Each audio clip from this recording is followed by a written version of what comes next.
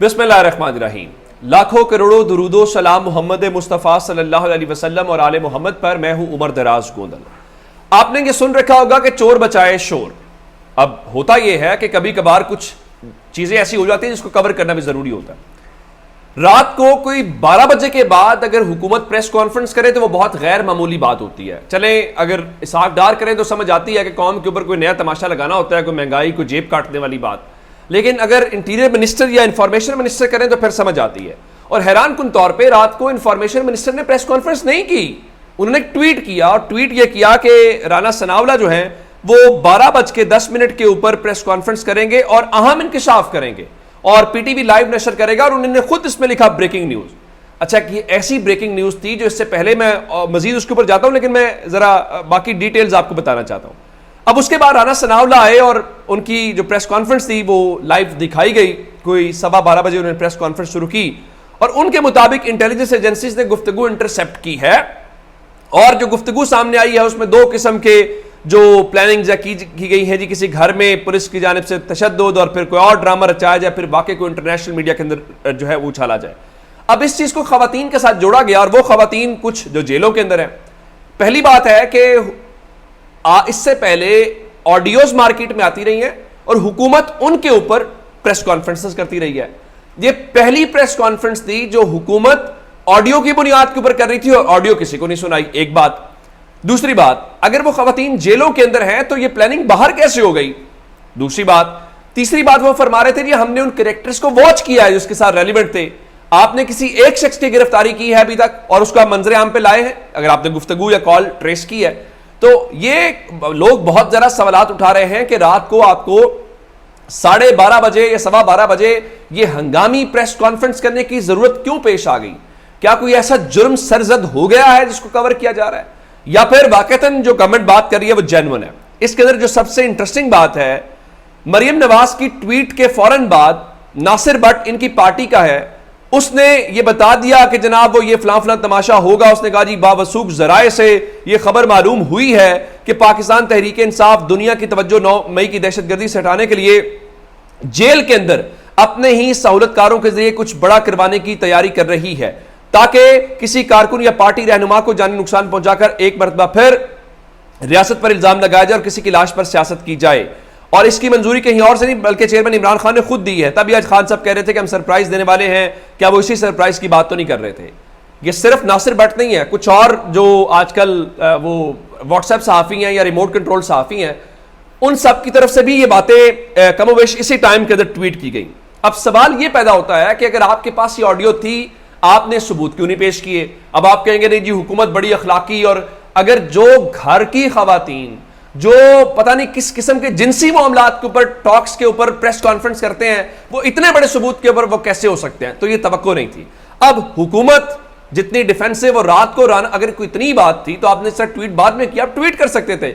और रात को 12:15 बजे आपको ये करने का मतलब ये है कि आपको अब इसके ऊपर जवाबदेह होना पड़ेगा और ये मजीद तहकीकात। चूंकि बात यह है कि लोग जो जेलों के अंदर हैं वो हुकूमत की कस्टडी के अंदर है और फिर इससे पहले मिस हैंडलिंग के इल्जामात और इस किस्म की चीजें आती रही हैं। अच्छा, अगली बात, दूसरी बात यह है कि इमरान खान ने रात को अपनी नई टीम प्लेस की है और मैंने आपको बता दिया था 7 रुकनी टीम जो है। अब ख्वाजा आसिफ जो है वो तंज करते हुए तो नजर आए। उनका जी अगर आने वाले दिनों में ये हजरात पीटीआई को खैर बात कह गए तो मुज़ाकरात के लिए मुतबादिल नाम भी अनाउंस कर दें प्लीज। यानी एक जमहूरी या एक सियासी आदमी को शर्म आनी चाहिए और उसको शर्मिंदा होना चाहिए कि ये जो चीजें की जा रही हैं और उसके ऊपर वो शुगर लगा रहे हैं, रंगबाजी कर रहे हैं, जो कि ख्वाजा आसिफ की पहचान है। इससे पहले भी पता नहीं किन लोगों को आपने इतनी सीनियर मिनिस्ट्रीज दे दी हैं, पाकिस्तान का आपने मजाक दुनिया के अंदर जो है वो बना दिया। लेकिन इसका जवाब आया और एक तो आप जानते हैं मियां साहब जो लंदन बैठे हुए हैं, उनका जी हम मुज़ाकरात नहीं करेंगे। बिल्कुल ठीक है, आप मुज़ाकरात ना करें, लेकिन पाकिस्तान की जो कौम है वो तो इन चीज़ों को जानती है। और आप जरा आ तो जाएं। फिर वो इसाक डार जो डिप्टी प्राइम मिनिस्टर हैं, उनका जी मौजूदा हालात में बातचीत नामुमकिन है, मुझे नहीं लगता कि मुज़ाकरात दोबारा शुरू होंगे।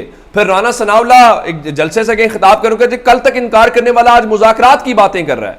एहसन इकबाल ने कहा जी हम आपसे बात करेंगे तो आप हम शुहदा को क्या जवाब देंगे, शुहदा से माफी मांगे। भाई शुहदा आपके नहीं हैं, शुहदा इस कौम के हैं, वो मेरे आपके हम सब के हैं। उनके ऊपर सियासत ना करें, उस पर आपको वोट नहीं मिलना। शुहदा के साथ ये मेरा ख्याल है ये काम ना करें आप, इसके ऊपर ये बहुत सेंसिटिव मामला है। उसके बाद इमरान खान के जो खिलाड़ी और महाज संभाला और परवेज खट्टक काफी दिनों से गायब थे।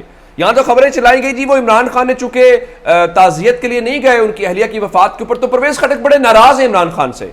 लेकिन रात को उन्होंने ट्वीट करके इसका भी जवाब दे दिया और कहा कि मुल्क में जो शक बेचैनी है, मुआशी बदहाली है और बेरोजगारी बढ़ रही है, मुल्क में तनाव बहुत ज्यादा है और अमन अमान की संगीन सूरत हाल है। इस वक्त जरूरत इस बात की है कि मुल्क में ग्रैंड डायलॉग हो ताकि मुल्क में सियासी पोलराइजेशन कम हो और सियासी अदम इस्तेकाम का खात्मा हो, ताकि मुल्क को सियासी अबतरी से निजात मिल सके। इसके लिए तमाम स्टेक होल्डर्स को अपने मौक़िफ़ से एक कदम पीछे हटकर पाकिस्तान का सोचना होगा।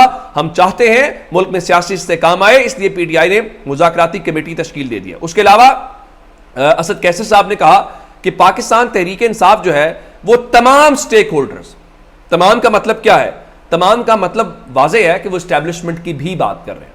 और लोग कहते हैं जी इमरान खान वो सियासी नहीं है, वो कहते हैं मैं सिर्फ फौज से, असल मसला ये नहीं है। मसला ये है कि हुकूमत के पास इख्तियार कितना है, इक़्तिदार कितना है। जहां असल इक़्तिदार है बात तो फिर वहीं पे ही होती हुई दिखाई दे रही है। और फिर एक और बात कि फजलुर रहमान के मुतालिक खबर थी वो लंदन चले गए हैं और लंदन जाने के हवाले से पता चला कि जनाब वो अब वहां पे नवाज शरीफ से मुलाकात करेंगे, लेकिन उस मुलाकात के हवाले से आया कि नहीं जी वो तो थाईलैंड गए हुए हैं, तो थाईलैंड में अगले जुमे तक वापस आ जाएंगे। अच्छा, अब आते हैं इस बात के ऊपर कि तहरीक इंसाफ जो है जनाब उससे टूटने वाले लोग कहां पे जाएंगे। रात को वो एक टाउट जो वकार सत्ती है उसने खबर ब्रेक कर दी जी पीटीआई छोड़ने वाले 26 अरकान असम्बली ने काफ लीग से शमूलियत के लिए राब्ता कर लिया है।